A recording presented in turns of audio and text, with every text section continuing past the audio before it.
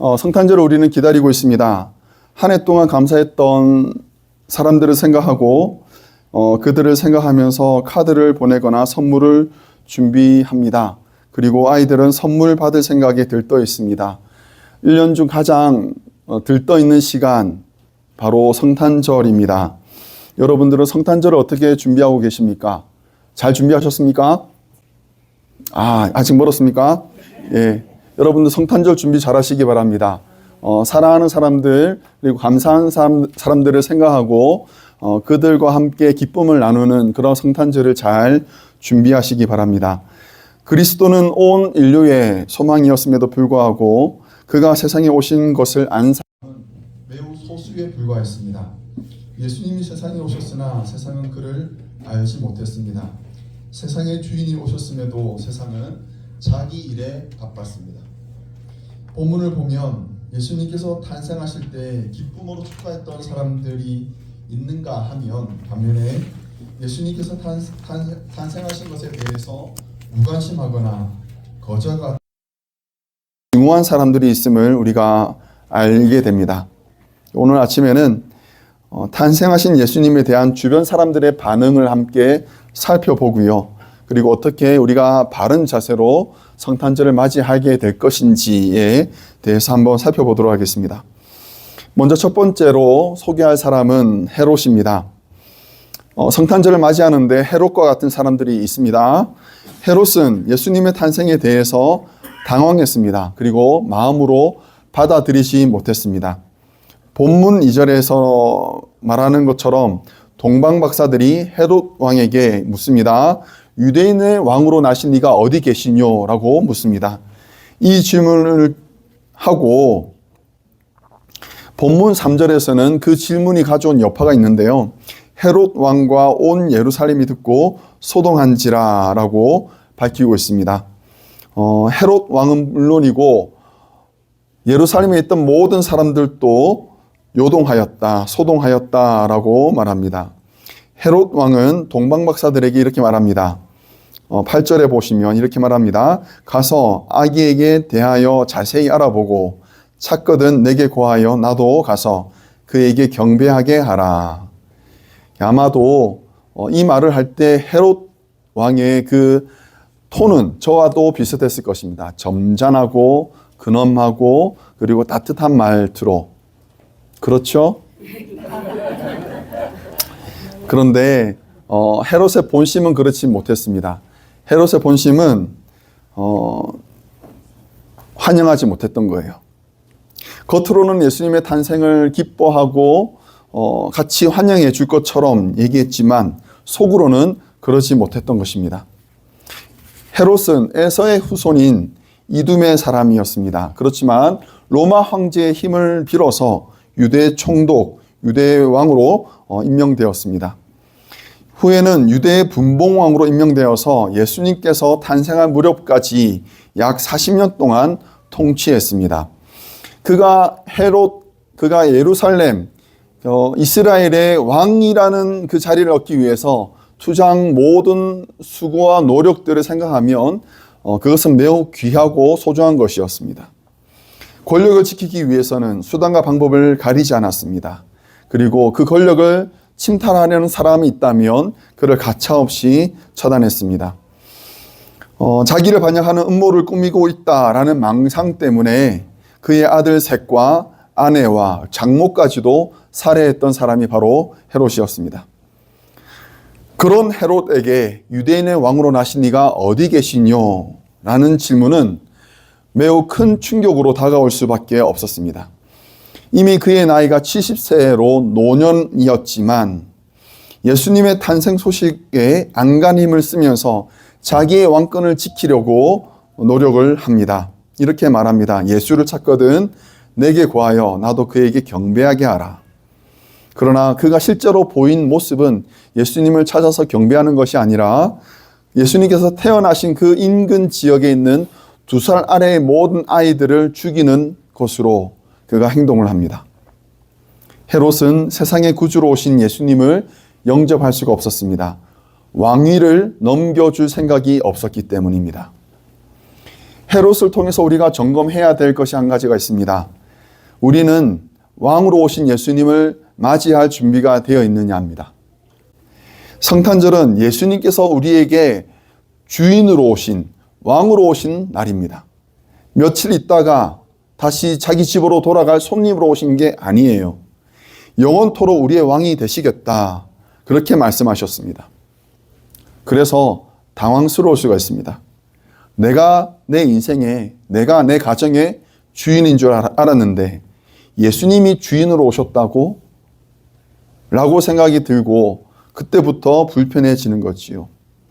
그런데 여러분, 맞습니다. 예수님은 여러분들의 주인으로 오셨습니다. 그래서 여러분들이 가지고 있는 모든 계획들과 모든 생각들을 내려놓으셔야 합니다.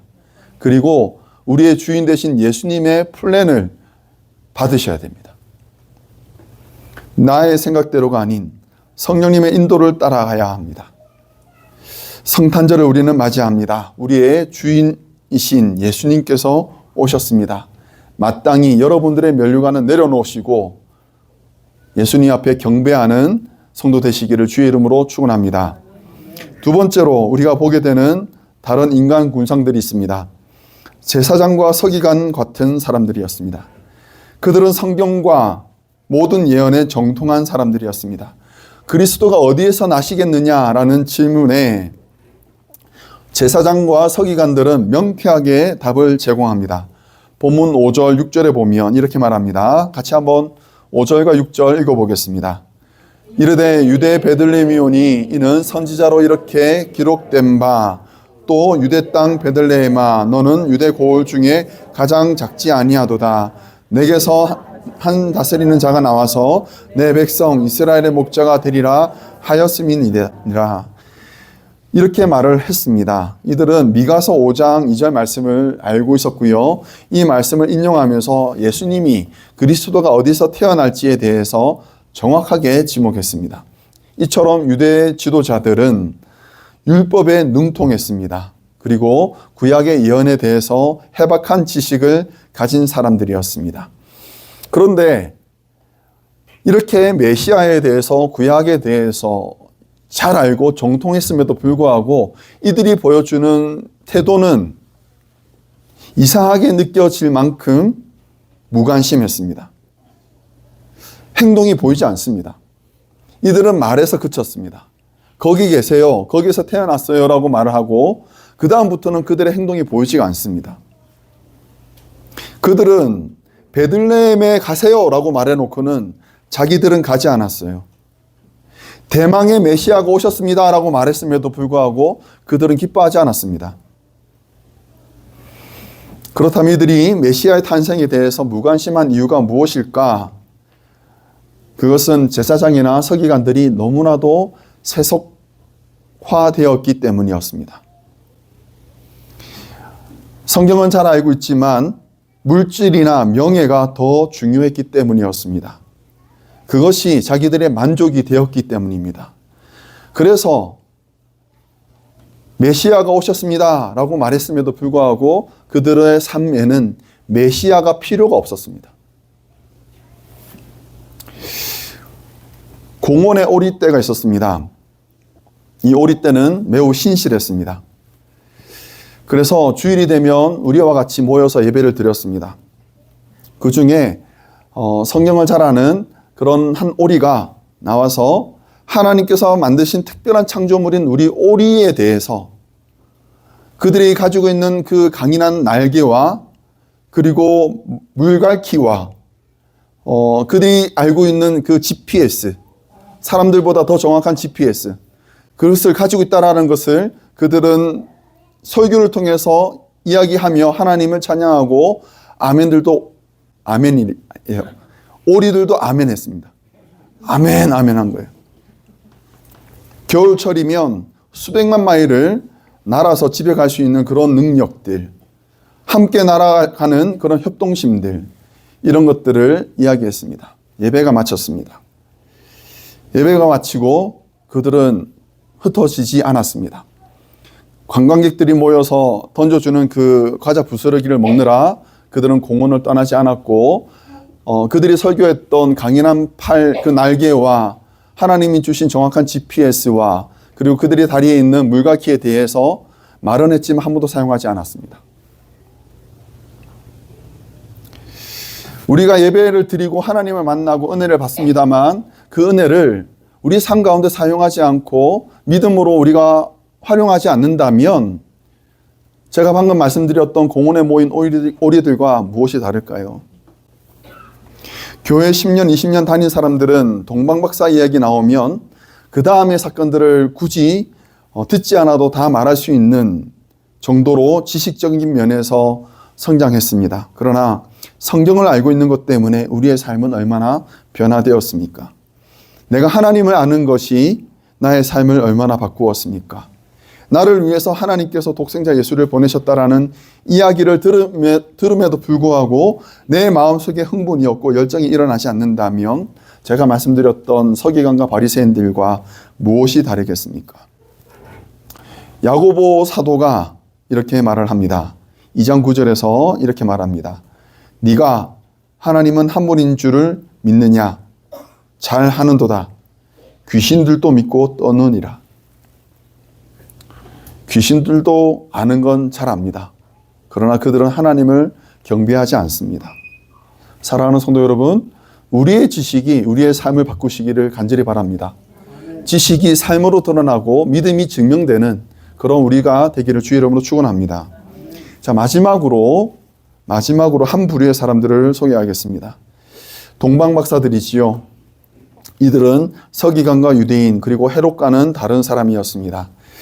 영문으로는 이들을 와이즈맨이라고 부르고 마귀라고도 부릅니다. 아마도 페르시아의 점성술사들이라고 우리는 보고 있고요. 마법이란 단어, 매직이 바로 마귀에서 나오는 단어로 우리는 추정합니다. 이들은 힘이 강했습니다. 그래서 페르시아의 법을 만드는데도 그들은 입김을 불어넣을 수 있었습니다. 판사라고 하는 마지스트레이트라는 단어도 마귀에서 유래했는데요. 이들은 그 재판뿐만 아니라 왕에게 자문을 하기도 했고 어떤 문서에서 따르면 왕을 만드는 킹메이커로도 역할을 했습니다. 이렇게 당대의 최고의 지식을 가지고 있었고 최고의 영향력을 가지고 있었던 사람들이었습니다. 그런데 이들이 하늘의 한 큰 별을 보고 그 페르시아에서 유대까지 그 먼 거리를 가로질러 왔습니다. 무엇이 부족해서 온 것이 아니었습니다. 그냥 페르시아에 있어도 그들은 최고의 대우를 받으며 지낼 수 있었습니다. 그런데 유대인의 왕의 별이 하늘에 떴다. 그것을 보고 이들은 짐을 싸고 고귀한 선물을 준비하고 그 먼 거리를 가로질러 온 것입니다. 사막과 같은 광야길을 무릅쓰고 왔습니다. 밤에는 춥고요. 낮에는 덥습니다. 수많은 도적들이 들끓는 그 길을 마다하지 않았습니다. 힘겹게 유다 예루살렘에 도착하고는 자기의 목적을 분명하게 밝힙니다. 그들의 목적은 이것입니다. 2절 말씀입니다. 같이 한번 읽어보겠습니다. 유대인의 왕으로 나신 이가 어디 계시뇨? 우리가 동방에서 그의 별을 보고 그에게 경배하러 왔노라. 아멘. 사랑하는 성도 여러분, 저는 우리 모든 성도님들이 이 동방박사들과 같이 하나님께 경배하러 나오는 성도 되시기를 주의 이름으로 축원합니다. 무엇이 부족해서도 아니고 무엇이 필요해서도 아니고 예수님 때문에 나의 왕 되신 예수님이 태어나셨기 때문에 내가 모든 것을 잠시 내려놓고 그에게 예배하러 오는 것. 쓸데없어 보이고 너무 많은 희생을 요구하는 것처럼 보이지만 분명 하나님께서는 그것을 기뻐하실 줄 믿습니다. 이것이 예배이지요. 성탄절을 맞이합니다. 우리의 왕으로 오신 예수님 앞에 마땅한 경배를 드리시기 바랍니다. 왕의 자리에서 내려오셔서 예수님께 여러분들의 면류관을 드리셔야 합니다. 예배로 이어지지 않는 우리의 지식과 연륜은 아무런 쓸모가 없는 죽은 지식입니다. 동방박사들이 보여주었던 믿음의 본을 따라서 예수님을 경배하는 복된 성도 되시기를 주의 이름으로 축원합니다. 아멘. 자, 이제 우리 예, 우리 조셉 전도사님께서 나오셔서 말씀 읽어주시고 그리고 말씀을 전하시겠습니다. 저는 확신합니다. 여러분들이 영어를 다 알아들으실 거라고 저는 믿습니다. 예, 우리 자녀들이 있어서 자녀들에게도 하나님의 메시지가 오늘 이 시간 선포되어야 됩니다. 그래서 여러분들이 잘 들으시고 아이들과 함께 말씀을 함께 나누는 시간 되시기를 간절히 바랍니다. 우리 전도사님 나오실 때 박수로 한번 환영하시기 바랍니다.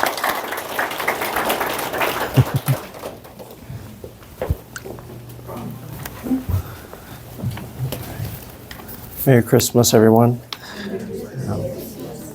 Our text today is in Luke chapter 2, verse 8 through 14. And I will read this here. I have the NIV here, but I'll read it up there. Starting in verse 8, this is God's word. And there were shepherds living out in the fields nearby, keeping watch over their flocks at night. An angel of the Lord appeared to them, and the glory of the Lord shone around them, and they were terrified. But the angel said to them, "Do not be afraid. I bring you good news of great joy that will be for all the people. Today in the town of David, a Savior has been born to you. He is Christ the Lord. This will be a sign to you. You will find a baby wrapped in cloths and lying in a manger." Suddenly, a great company of the heavenly host appeared with the angel, praising God and saying, "Glory to God in the highest, and on earth peace to men and on whom his favor rests." Amen. Today's message today is titled Hope, Peace, Joy, Love. And these are 4 of the candles at the Advent season. I'll explain a little bit as we get into here. But our main point today is that Jesus was born for the love of all. Jesus was born for the love of all. Advent is it means arrival, and so arrival of Jesus. So some churches, some traditions, they have candles, 1, 2, 3, 4, and they have hope, peace, joy, and the last week, love. And they light those candles saying that in the darkest time in December, we have the light of Jesus coming into the world. And so we have hope, peace, joy, and love in different Sundays of going into Christmas Day. But we see in our scripture today all of these things, hope, peace, joy, and love. And so I wanted to just highlight some of these things. First one is hope. Hope in verse 8, it talks about this. And we talk about the shepherds being the first people to know that Jesus is born. And we think shepherds are very humble people, very good people. But in actuality, they don't have the best reputation. They're actually very hated. They're dishonest, they're unclean, they're outcasts, and they're called sinners. So if you think about this, having the great gospel news be given to shepherds, it should give us hope. Hope in saying that even the most hated people in society were the first to know of Jesus Christ being born. And that should humble us. And that should give us hope in understanding that we have hope for all the people. In verse 9, we also see this verse that an angel of the Lord appeared, but also the glory of the Lord, meaning that God was among the people. God was with us, even as the angel was there. And so that's the first candle, hope. And then the second candle is peace. Peace, it means salvation. In God's grace, He also gives us peace. In the very last verse of our scripture today, we talk about peace. And peace is about accepting God's blessing of being saved from sin and to return to have a good relationship with God. That's salvation, to be able to come back to God again. Peace can only be accepted if God has favor or if God has that grace for us. And so this is grace for us. And so peace has both salvation and grace. It comes together. Comes together. And then the third candle, we have joy. Joy because we have hope. We have hope that we are not in sin forever. Verse 10, it talks about joy and says, very first off, don't be afraid. Don't be afraid. It's always something that is said to comfort the person being afraid. And then the second, the angel says, there is good news. There is the gospel, euangelion, evangelism, of great joy for all the people. So not just the Israel people, but all kinds of people.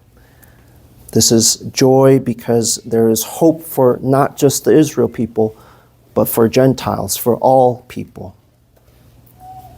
And the third is love. In verse 10, it also says this, and this is for all people, it says, and in a word, this is God's grace. The loving grace of God is there in verse 10. We don't deserve it. We don't deserve this hope that God has given us through Jesus Christ. But he still gives it to us anyways, truly for all people. And so it says in verse 11 that today is the first day of salvation because Jesus is born. Salvation is starting today. That's what it's saying. The baby is a Savior because he is Christ and he is Lord. He is Christ and he is Lord. And Christ is like a title, so you don't normally have that as a name, but you would say something like Dr. Lim or Chef Kim or something like that. You have those titles, but it became such an identity for Jesus. It became Jesus Christ. Jesus Christ became his name. Our main point, Jesus was born for the love of all. If you have grown up a little bit in America, you probably know Charlie Brown. Charlie Brown and his dog Snoopy. And he had a Christmas episode. And he had a bad tree. He had a tree that didn't look so nice like this, maybe kind of small, like little bit like that, but not many leaves on it. Looked very withered. He picked that up and he gave it to his friends to celebrate together, but his friends got angry at him and they laughed at him. Oh, Charlie Brown, why did you get that tree? That's so small. One of them called him hopeless. Charlie Brown says, everything I do turns into a disaster. I guess I don't know what Christmas is all about. Isn't there anyone who knows what Christmas is all about? And then Linus, his friend, says, sure, Charlie Brown, I can tell you what Christmas is all about. And he says the verses that we just read this morning here. He reads those verses and says, that's what Christmas is all about, Charlie Brown. I tell you this because some of us might think Christmas is about getting together to have food. It's all about the presents. It's all about to impress our friends and family. But when we look at Charlie Brown and kind of a withered tree maybe, we can be reminded that Christmas is all about Jesus being born. That is the main point. It's a miracle for all of us to have. The hope and joy, the peace, the love. If you and I have ever felt hopeless, anxious, joyless, and without love, and maybe especially this year, then remember Jesus this Wednesday. Jesus was born for the love of all. Blessings to you this Christmas and a new year full of God's grace.